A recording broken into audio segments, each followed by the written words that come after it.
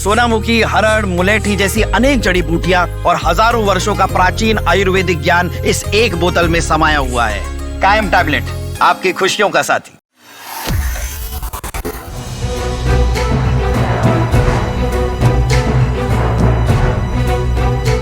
मंगलवार की सुबह दुनिया में उस समय तहलका मच गया जब रूस की तरफ से आरोप लगाया गया कि यूक्रेन ने उनके राष्ट्रपति पुतिन के आवास पर 1, 2, 10, 20 नहीं बल्कि 91 ड्रोन से हमला किया है। इस हमले की खबर सामने आने के बाद से अब भारत की तरफ से भी बयान सामने आया है। लेकिन इससे पहले रूस ने दावा किया कि यूक्रेन ने व्लादिमीर पुतिन के सरकारी आवास पर 91 ड्रोन से हमला किया है और साथ ही रूस की तरफ से कहा गया है कि उसके एयर डिफेंस सिस्टम ने इसे मार गिराया है। हालांकि जब ये खबर सामने आई तो अमेरिकी राष्ट्रपति ट्रंप की तरफ से बयान सामने आया और उन्होंने कहा किसी भी नेता के आवास पर हमला करना निंदनीय है। साथ ही ट्रंप ने यह भी कहा कि हो सकता है कि हमला हुआ ही न हो। वहीं दूसरी तरफ यूक्रेन के राष्ट्रपति जेलेंस्की की तरफ से भी बयान सामने आया। जेलेंस्की ने रूस के आरोपों को नकार दिया, लेकिन अब भारत के प्रधानमंत्री नरेंद्र मोदी की तरफ से भी बड़ा बयान सामने आया है। रूसी राष्ट्रपति व्लादिमीर पुतिन के घर पर कथित ड्रोन हमले को लेकर प्रधानमंत्री नरेंद्र मोदी ने गहरी चिंता जताई। प्रधानमंत्री नरेंद्र मोदी ने अपने सोशल मीडिया पर एक पोस्ट किया और लिखा, रूसी संघ के राष्ट्रपति के आवास पर हमलों की खबरों से हम बेहद चिंतित हैं। चल रहे राजनयिक प्रयास शत्रुता को समाप्त करने और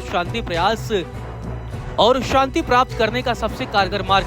हम सभी संबंधित पक्षों से आग्रह करते हैं कि वे इन प्रयासों पर ध्यान केंद्रित रखें और ऐसे किसी भी कार्य से बचें जो इन्हें कमजोर कर सकता है। गौरतलब है, प्रधानमंत्री नरेंद्र मोदी ने रूसी राष्ट्रपति पर हुए इस हमले को लेकर गहरी चिंता जताई है। इससे पहले आपको बता दें कि पाकिस्तान के प्रधानमंत्री शहबाज शरीफ ने भी इस घटना पर चिंता जताई थी और इस हमले को लेकर बड़ा बयान दिया था।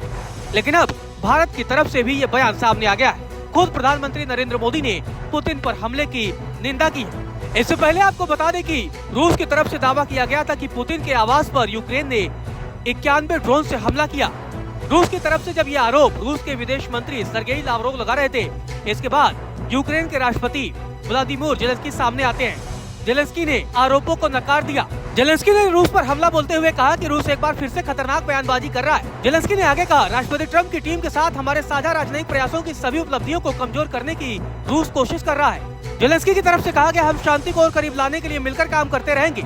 लेकिन रूसी राष्ट्रपति पुतिन पर जो ये हमला है वो हमला नहीं हुआ है, बल्कि ये कहानी पूरी तरीके से मनगढ़ंत है। इसका मकसद है कि यूक्रेन, खासकर कीव पर और हमले करना। मतलब सीधे तौर पर जेलेंस्की का आरोप है कि पुतिन इस तरह की खबरें चलवाकर यूक्रेन पर एक बार फिर से बड़े हमले की प्लानिंग कर रहे हैं। वहीं इससे पहले अमेरिकी राष्ट्रपति डोनाल्ड ट्रंप का भी इस मसले पर बयान सामने आया था। ट्रंप ने कहा था कि राष्ट्रपति पुतिन ने आज मुझे सुबह इस हमले के बारे में बताया है। मैं यह सुनकर बहुत गुस्से में था। किसी भी देश के नेता के आवास पर हमला करना बहुत गलत है। हालांकि ट्रंप ने आगे ये भी कहा कि हो सकता है कि यह हमला हुआ ही न हो, यह भी संभव है, लेकिन पुतिन ने कहा है कि ऐसा हुआ है। गौरतलब है कि रूस और यूक्रेन के बीच लगातार तनातनी बढ़ती जा रही है। अब पुतिन पर हमले की खबर सामने आई है, जिसके बाद से दुनिया में तहलका मचा हुआ है। यूक्रेन भी इस खबर को लेकर डरा हुआ है, क्योंकि जेलेंस्की के बयान से साफ है कि पुतिन पर हमले की खबर का बहाना बनाकर आने वाले समय में रूस यूक्रेन, खासकर उसकी राजधानी कीव पर बड़ा हमला कर सकता है।